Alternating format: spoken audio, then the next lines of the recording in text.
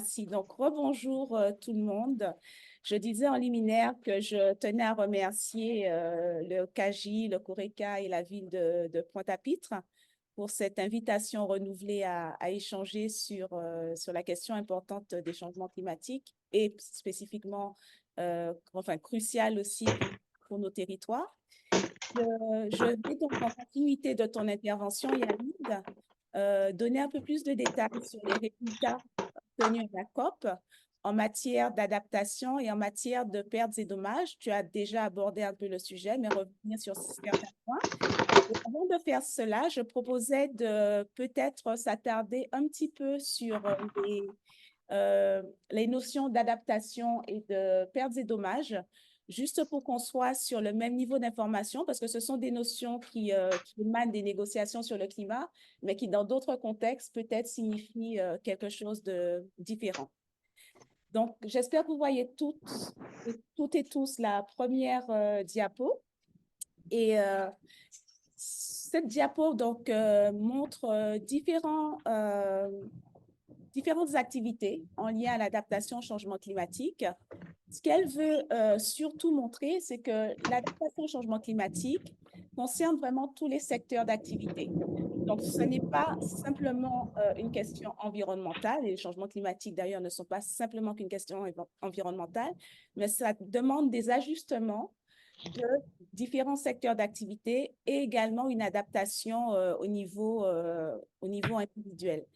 Effectivement, donc ce sont des ajustements qui peuvent être réactifs ou préemptifs en réaction donc de chocs climatiques, de risques climatiques. Alors, soit des risques réels, donc des risques qu'on subit déjà, ou alors des risques anticipés. Et l'adaptation peut être, donc, comme vous voyez sur la première bulle, la revégétalisation pardon, de berges, de rivières. Là, c'est la rivière Lézarde. C'est un projet qui a été porté par la Croix-Rouge, l'INRA et l'Université des Antilles, je ne me trompe pas. Sur la deuxième bulle, ça peut être aussi donc, en lien avec le secteur de la construction, donc rendre les bâtiments plus adaptables, notamment quand on traverse des vagues de chaleur, donc s'assurer que nos bâtiments soient plus à même de pouvoir faire face à ce type de risque.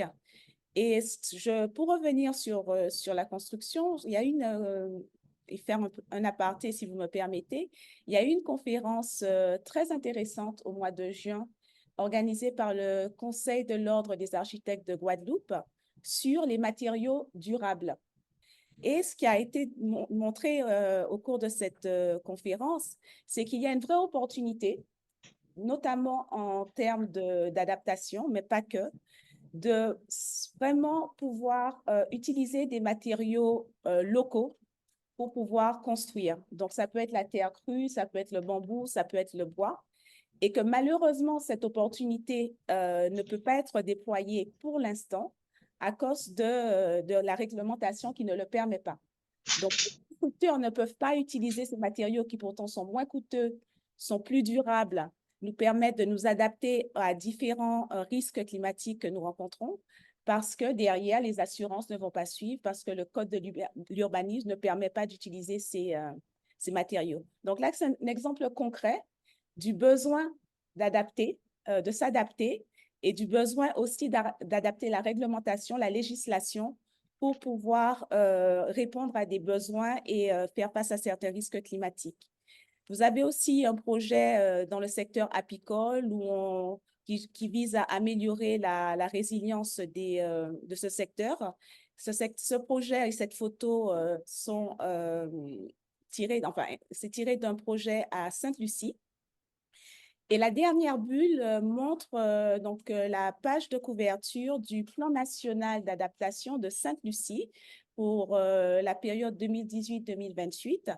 C'est pour aussi montrer que l'adaptation, et Yamid en a parlé, passe aussi par une cohésion des différentes initiatives qui sont entreprises et qui vont être entreprendre, et qu'avoir une stratégie, un plan pour pouvoir faire cette cohérence, identifier les priorités et avoir une stratégie de mise en œuvre, c'est aussi quelque chose d'assez important, notamment dans un contexte encore évoqué par Yamid, où les contraintes et les limites en termes de financement, en termes de moyens à disposition sont limitées. Dans un contexte où il faut aller négocier chaque chose que l'on demande, il est important d'avoir cette stratégie. Et ce plan national d'adaptation, et ça a été le cas pour Sainte-Lucie, doit être élaboré de façon participative avec les différents segments de la population. Ça ne peut pas être un plan élaboré par les politiques simplement ou les techniciens. Il faut vraiment que toutes les parties prenantes s'approprient ce processus pour identifier les priorités qui sont les plus pertinentes pour un territoire et doit être le plus localisé possible.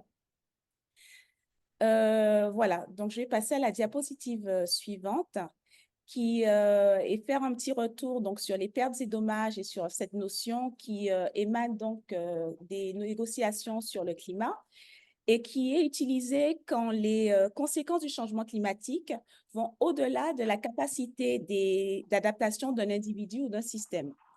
Cette notion est aussi utilisée quand il y a des options qui sont disponibles, mais que les communautés n'ont pas accès à ces options ou ne sont pas à même de les utiliser.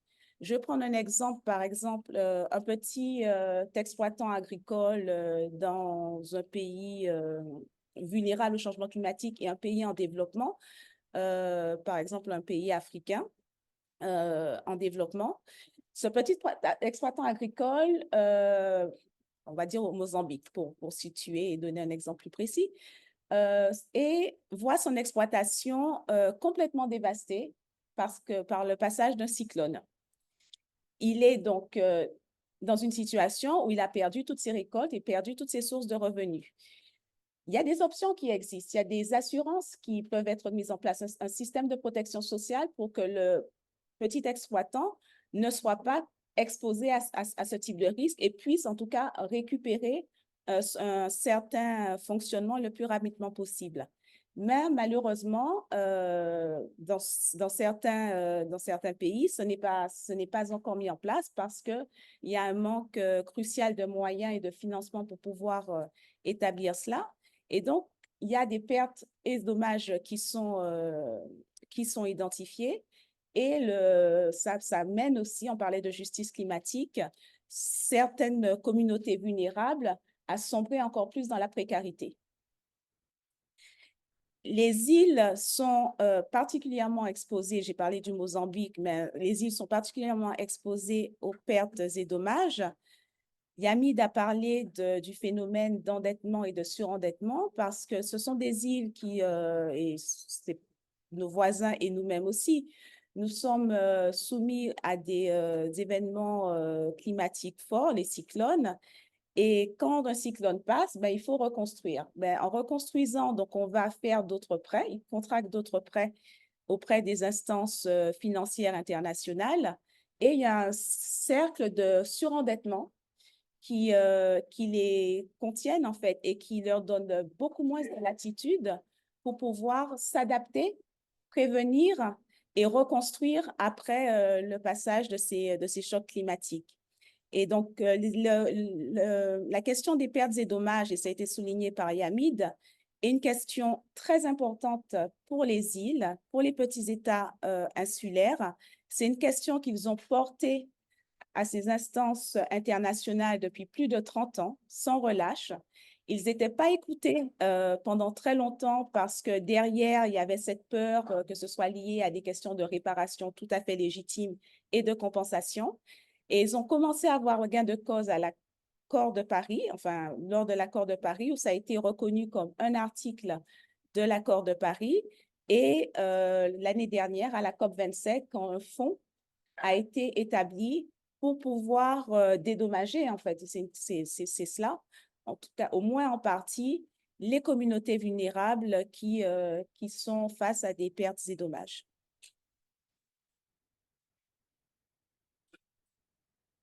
Et donc, voilà, donc le fonds a été créé il y a 1 an Et à la COP28, il s'agissait donc d'opérationnaliser ce fonds, donc de lui donner un cadre et d'identifier un gestionnaire du fonds. Et donc, c'est ce qui a été fait. Ce qui a été considéré comme un succès de cette COP, c'est que cette décision a été prise le premier jour de l'ouverture de la COP. Donc, dès la séance plénière d'ouverture, l'opérationnalisation du fonds a fait l'objet d'une décision, mais c'est aussi le témoignage d'1 an de négociations entre la COP 27 et la COP 28, sans relâche, de tractations, de compromis probablement, mais 1 an de négociations ardues où les îles ont montré un leadership certain pour pouvoir arriver à cette décision.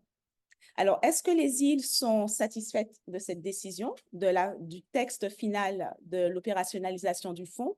Non, pas vraiment. Alors, elles saluent les progrès réalisés, mais il y a des choses qui doivent être clarifiées et des choses assez importantes. La première, c'est d'où va venir le financement. Le fonds a été abondé à l'ouverture de la COP et Yamid en a parlé, donc il a reçu 700 millions de dollars, mais c'est très peu, c'est juste un petit peu plus que ce qu'il faut pour pouvoir mettre en opération le fonds, mais il s'agit d'avoir beaucoup plus, puisque une étude et d'autres ont montré que les dommages potentiels d'ici à 2030 s'élèveront à 580 milliards de dollars. Donc, on est très loin du compte. Donc, d'où va venir le financement? Et là aussi, elles ont proposé, les îles, donc des solutions innovantes de financement comme la taxation dont a parlé Yamid. Un autre problème aussi qui n'est pas réglé, c'est les critères d'éligibilité. Elles ont en mémoire les difficultés à accéder aux fonds existants, y compris le Fonds vert climat, qui est un fonds créé pour accompagner l'action climatique.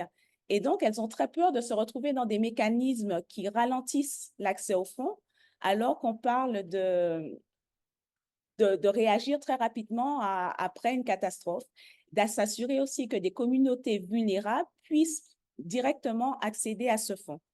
Et la troisième chose qui les inquiète et pour lesquelles elles n'ont malheureusement pas eu gain de cause, c'est que la gestion du fonds a été confiée à la Banque mondiale et pour les raisons qu'a évoquées Yamid, il y a une perte de confiance des îles et des pays en développement en général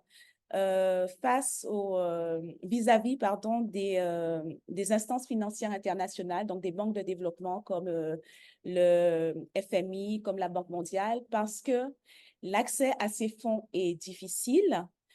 Le changement climatique n'est pas au cœur de leurs préoccupations. Les prêts qui sont accordés, parce qu'il s'agit souvent de prêts, ne sont pas des prêts concessionnels, donc avec des taux d'intérêt très importants, ce qui accentue encore la situation de surendettement auquel ils sont confrontés.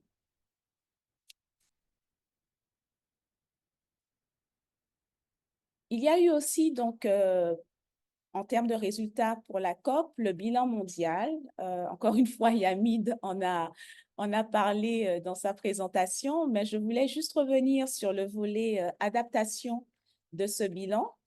Et donc, c'est un grand texte de plusieurs pages avec différentes sections. Donc, une section sur l'atténuation, donc la réduction des gaz à effet de serre, une section sur l'adaptation. Et dans la section d'adaptation, les paragraphes qui sont peut-être les plus importants, on va dire, c'est déjà ce rappel que c'est urgent d'agir au cas où on l'aurait oublié. Ce caractère urgent a été ressouligné, d'autant que l'année 2023 a été l'année la plus chaude, je crois, enregistrée jusqu'à maintenant. Mais en fait, chaque année, voilà, chaque nouvelle année devient l'année la plus chaude enregistrée. Donc, il y a vraiment urgence d'agir. Il y a eu aussi dans ce texte l'appel à des mesures d'adaptation donc urgentes en réponse à cet appel, mais progressives et transformatives. Donc, ne pas simplement essayer de s'adapter de façon progressive, petit à petit, d'un projet isolé à un autre, mais d'essayer vraiment d'avoir une réflexion pour une adaptation plus transformative. Qu'est-ce que ça veut dire une adaptation plus transformative? Ça veut dire différentes choses pour différentes personnes. Et là encore, les négociateurs n'ont pas forcément encore la réponse. Et c'est un travail qui va être continué avec l'aide d'experts après la COP28. Mais en tout cas, on s'oriente vers une adaptation beaucoup plus ambitieuse, beaucoup plus transformative et qui s'attache particulièrement à des secteurs clés de l'économie et du bien-être des populations, donc les ressources en eau, l'alimentation, l'agriculture, la santé, les écosystèmes, les infrastructures et aussi l'éducation, comme le projet du CORECA dont M. Mérillon a parlé. Et il y a aussi une date qui a été donnée, donc il faut vraiment augmenter l'ambition d'ici à 2030. Donc, on n'est pas très loin de 2030 et il y a cet appel très fort. Le texte aussi met en avant l'importance de la solidarité mondiale dans la mise en œuvre des efforts d'adaptation. Donc, oui, se dire que c'est un sujet qui est complexe, qu'il faut traiter au niveau local, mais il s'agit de problématiques qu'on rencontre qui sont transfrontalières, excusez-moi, ou qui sont communes à d'autres pays voisins ou plus lointains, il est important de collaborer, d'échanger en expertise, de faire des partenariats pour pouvoir avancer plus vite et de façon plus ambitieuse. Et la solidarité mondiale, évidemment, et aussi, de façon un peu détournée, un appel aux pays développés à aider les pays les plus vulnérables, les pays en développement, les petits États insulaires, pour qu'ils puissent mener des actions d'adaptation ambitieuses à la hauteur des défis qu'ils rencontrent. Donc, toujours dans le bilan mondial, vous ne serez pas surpris après l'intervention de Yami de savoir que la question du financement était aussi très présente. Et donc, ce que le texte nous dit, c'est qu'il nous rappelle que les besoins annuels en matière d'adaptation sont estimés entre 215 et 387 milliards de dollars, des besoins annuels. Et évidemment, on constate une insuffisance du financement pour l'adaptation climatique. Il y a un rapport du Programme des Nations Unies pour l'environnement sur le déficit d'adaptation qui montre que ce déficit et ce besoin de financement, le besoin de financement, pardon, en matière d'adaptation est 10 à 18 fois plus important que les flux financiers internationaux actuels pour l'adaptation. Il y a aussi dans le texte une reconnaissance de la nécessité d'augmenter donc le financement de l'adaptation en réponse à ce déficit.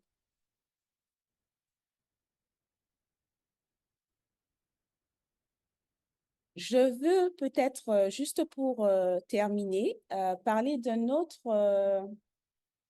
point à l'ordre du jour à la COP. Donc, un autre point de négociation qui était aussi, qui a cristallisé beaucoup d'attention, qui est l'objectif mondial pour l'adaptation. Alors, l'objectif mondial pour l'adaptation, c'est un objectif qui avait été établi et qui est inscrit dans l'accord de Paris, qui est un objectif qui dit grosso modo que l'adaptation doit permettre de réduire les vulnérabilités, de renforcer la capacité il faut renforcer la capacité d'adaptation, de réduire les vulnérabilités et d'améliorer la résilience au changement climatique. Et donc, c'est un peu ce que dit cet objectif tel qu'inscrit dans l'accord de Paris. Donc, c'est un objectif qui est assez aspirationnel, on va dire. D'aucuns l'ont défini comme un peu vague, tel qu'écrit. Et donc, du coup, il y a eu une volonté de le caractériser un petit peu plus en définissant des sous-objectifs et des indicateurs pour pouvoir comprendre comment évaluer les progrès en matière d'adaptation au niveau mondial, les tendances, et identifier les lacunes. Et après 2 ans de discussion, donc il y a eu un programme de travail qui a été élaboré, et après 2 ans de discussion, les négociateurs se sont mis d'accord sur des sous-objectifs assortis de délais. Donc, il y a des sous-objectifs qui sont liés à des thèmes et des secteurs spécifiques. Donc, les mêmes secteurs et thèmes évoqués dans la diapo précédente, eau, agriculture, santé, etc. Et il y a aussi des sous-objectifs qui sont liés au cycle politique de l'adaptation, puisque l'adaptation, grosso modo, suit un peu le cycle de planification classique avec en première étape, enfin, c'est pas linéaire, mais si on regarde ceci donc comme un cercle, on a l'évaluation des études, des évaluations de risques et d'impact du climat. Ensuite, on aura tout un processus de planification avec peut-être à la clé un plan d'adaptation. Ensuite, c'est la mise en œuvre, donc des priorités identifiées dans ce plan. Et l'étape d'après, qui est en fait une étape qui se fait en continu, c'est le suivi et l'évaluation de cette mise en œuvre. Et donc, il y a eu des sous-objectifs dans ce texte sur l'objectif mondial pour l'adaptation qui ont été définis. Et ce que vous voyez, donc la citation que vous voyez à l'écran, montre bien que ce sujet est important pour les îles. Là, c'est la déclaration du président de l'EOSIS qui dit à l'ouverture de la COP qu'il faut parvenir à un cadre solide pour l'objectif mondial, donc un cadre pour caractériser cet objectif afin d'accélérer l'action. L'absence d'ambition n'est pas une option pour les petits États insulaires en développement.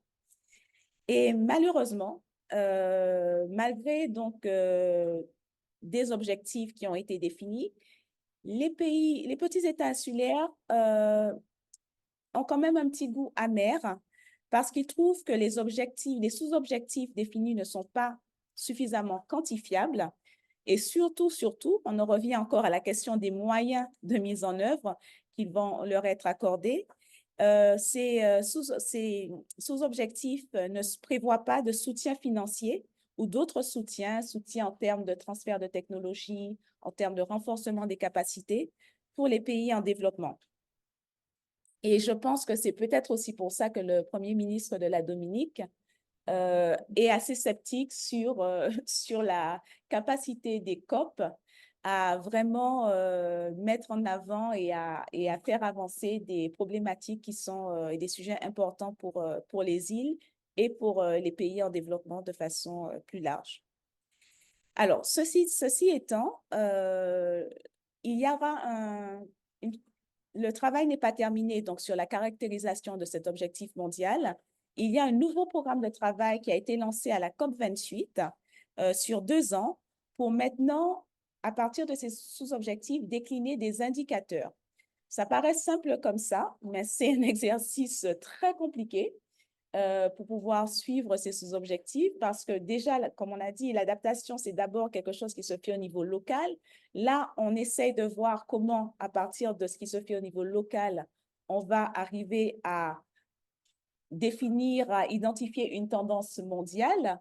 Et en plus, il faut des indicateurs qui soient pertinents pour le niveau mondial, mais qui vont nécessiter, qui vont nécessiter au niveau des pays et au niveau des communautés de générer des données, des informations pour alimenter ces indicateurs. Et il faut que ce travail ne soit pas une charge supplémentaire pour des pays qui sont déjà bien accablés. Donc, c'est un travail qui va être fait. Le GIEC va aussi s'associer à ces travaux et d'autres acteurs, y compris, moi, je l'espère, et je pense que les îles aussi, des acteurs non étatiques, des villes, des représentants de la société civile et d'autres. Alors, c'était ma dernière slide. Je voulais juste, avant de finir, mettre en avant des sujets qui ont été aussi assez, comment dire, des sujets dont on a aussi beaucoup parlé et qui ont lieu en marge des négociations, mais toujours dans le cadre de la COP. Notamment, il y a une série de déclarations qui ont été prises. Yamid aussi en a parlé. Donc, il y a une déclaration qui concerne l'agriculture et un peu la réforme du système alimentaire mondial. Donc ça a été une déclaration qui a été signée quand même par 59 nations, donc c'est pas rien, et qui donc montre qu'il y a vraiment un engagement, en tout cas un intérêt pour s'engager sur ce type de discussion. Et les signataires couvrent 80% du territoire de la planète. Donc c'est quand même une déclaration qui a été assez bien suivie et adoptée. Et aussi préciser autre chose qui s'est passé en marge de la conférence, c'est qu'il y a eu la participation sans précédent de villes, notamment de collectivités territoriales, enfin de villes et d'acteurs infranationaux et des collectivités territoriales. Il y a eu un sommet de l'action locale pour le climat qui a réuni 500 dirigeants et qui a été organisé sous l'égide de l'ancien maire de New York. Voilà, je vais m'arrêter là et je vous remercie s'il y a des questions.